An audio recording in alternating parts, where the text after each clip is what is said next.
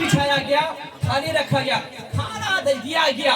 تو کھانا دیا جب دیا گیا, اس کافر پیٹو نے جب کھانا شروع کیا تو بڑا اختصار کے ساتھ کھانا کھایا. کیا بڑا کم کھانا کھایا.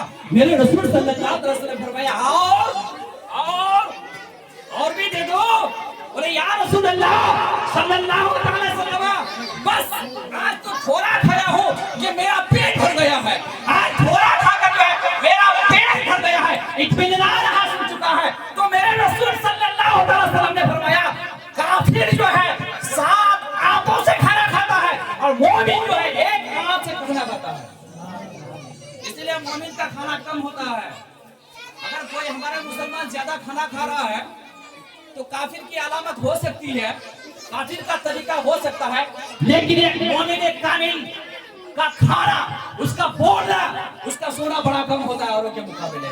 آپ ہزاروں نماز پڑھ لیں, آپ ہزاروں رکوع کر لیں, آپ ہزاروں حج کر لیں, آپ ہزاروں زکات دے دیں, آپ ہزاروں عمل صالح اختیار کر لیں, جب تک انسان کے اندر بھوک نہیں ہوگی اسے کبھی روحانیت حاصل نہیں ہو سکتی ہے. روحانیت حاصل کرنے کے لیے بھوکے رہنا بہت ضروری ہے. روحانیت بغیر بھوکے کبھی حاصل نہیں ہوا کرتی ہے.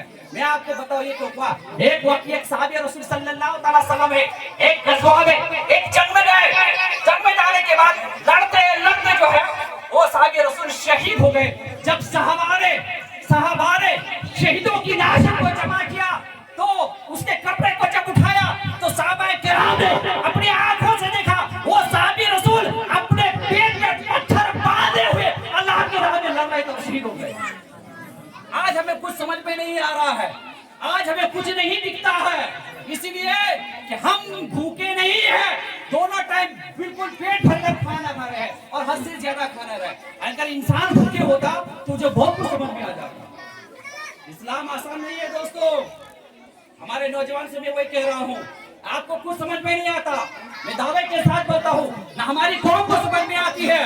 اگر ہماری قوم کو جس دن سمجھ میں آئے گی ہمارا سماج پھولے گا, پھلے گا, ہماری آنے والی نسل جو ہے وہ بھی پھلے گی اور پھولے گی. اگر ہمارے قوم کے نوجوان نہیں سنیں تو یہ کسی ماں کے رات یہ کم نہیں ہے کہ ہماری قوم کو سدھار دے. آپ یہ سمجھتے ہو کہ ہمارے بزرگ نوجوان جس کا ایک قدم پیر میں چلا ہے اس سے آپ امیدیں بنا کے بیٹھے ہو اور آپ کو عیاشی کرنے کا موقع ہے.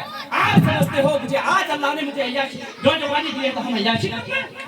کیا اللہ تبارک و تعالیٰ آپ کو عیاشی کے لیے بنایا ہے؟ کیا اللہ تبارک و تعالیٰ نے آپ کو لوڈو کھیلنے کے لیے بنایا ہے؟ کیا اللہ تبارک و تعالیٰ نے صرف ایک کمانے کے لیے دنیا میں پیدا کیا ہے؟ کیا آپ کے اندر اپنا شعور نہیں ہے؟ کیا اللہ تبارک و تعالیٰ نے کسی خاص مقصد کے تحت ہمیں آپ کو پیدا کیا گیا؟ کب تک ایسا کیجیے گا, ہے نا, کب تک ایسا کیجیے گا؟ اگر ایسا آپ کرتے ہیں تو سمجھ لیجیے اپنی ہی ہلاکت ہے, اپنی ہی تباہی ہے, اپنی ہی بربادی ہے. دعا کریں کہ مولا تبارک تعالیٰ ہم کو سب کو جو ہے صراط مستقیم کی طرف گامزن عطا فرمائے اور ساتھ ساتھ جتنے حاضرین سامعین جس کو جو بات اچھی لگے عمل کرنے کی توفیق و رفیق عطا فرمائے.